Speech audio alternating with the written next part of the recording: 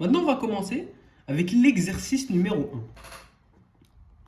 L'exercice numéro un. L'exercice numéro un, c'est simple, c'est des questions théoriques.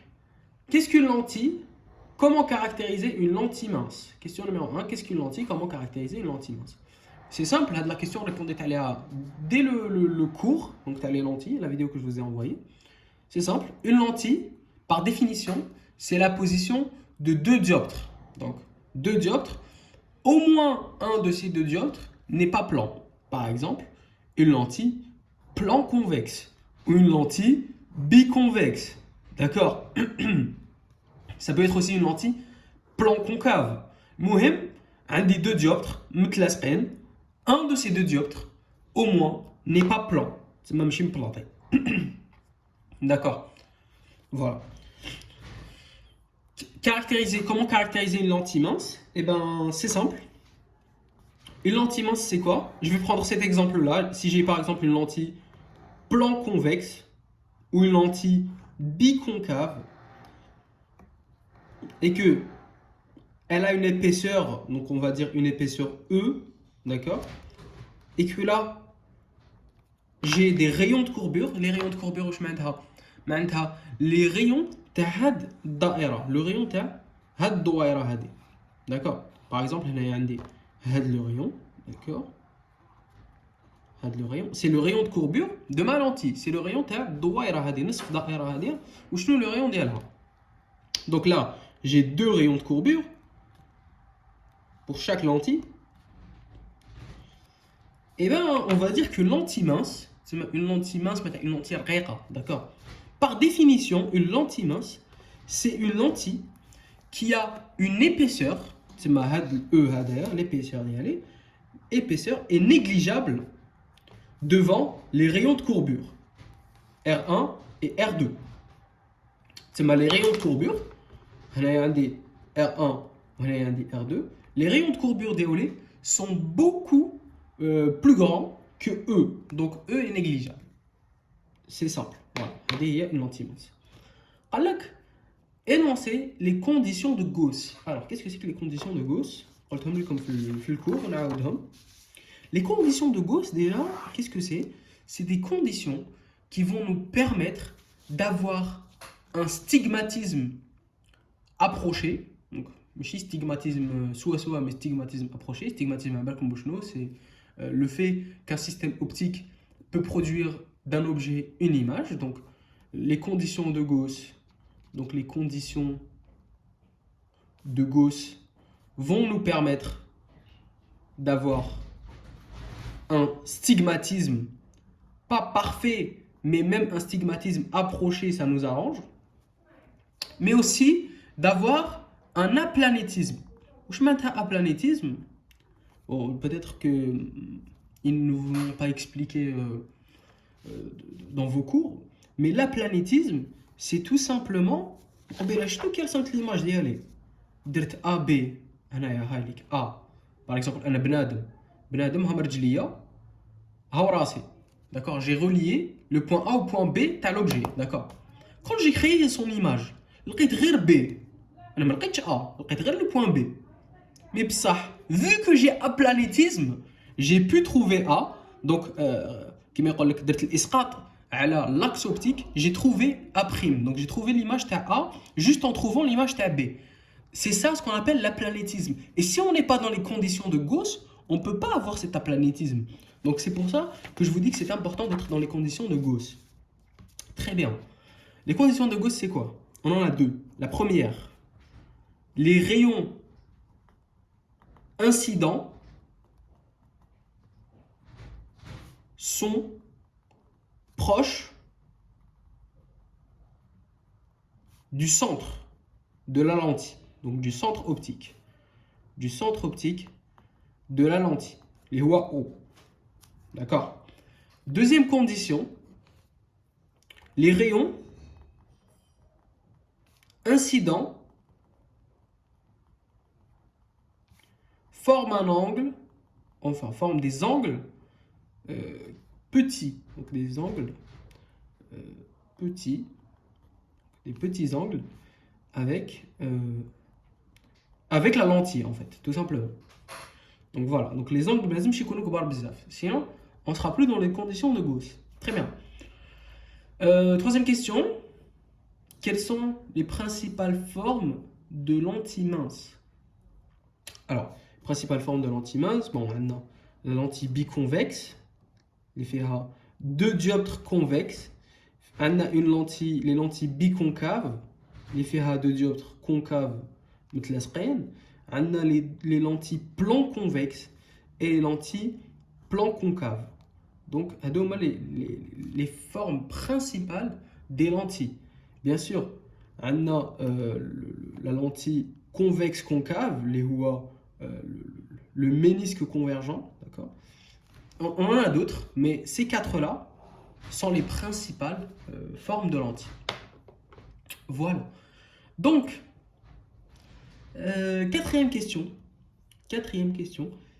Écrire la vergence d'une lentille en fonction des indices de réfraction et des rayons de courbure de cette lentille. Alors, Morbella me dit comme la formule. Je sais pas, il a été. Attendez. Voilà. Très bien. Morbella me dit comme la formule 1 sur OF' est égal à. Est égal. Donc, excusez-moi, je vais faire écrire ici. 1 sur OF' est égal à n, donc de la lentille, moins n du milieu sur n du milieu fois donc 1 sur le premier rayon de courbure moins 1 sur le deuxième rayon de courbure. Donc, l'expression, elle est connue. Avec écrire la vergence. La vergence, c'est quoi? Comme là, c'est C. Donc, C, c'est 1 sur OF' en fait. Donc, je نقدر نكتب في بلاصة OF' نقدر نكتب C. Donc, نكتب C est égal à NL moins NM sur NM fois 1 sur R1 moins 1 sur R2. C'est aussi simple que ça.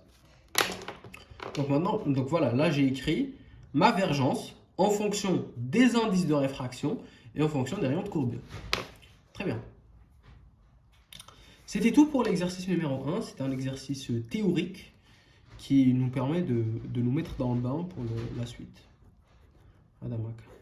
Exercice numéro 2.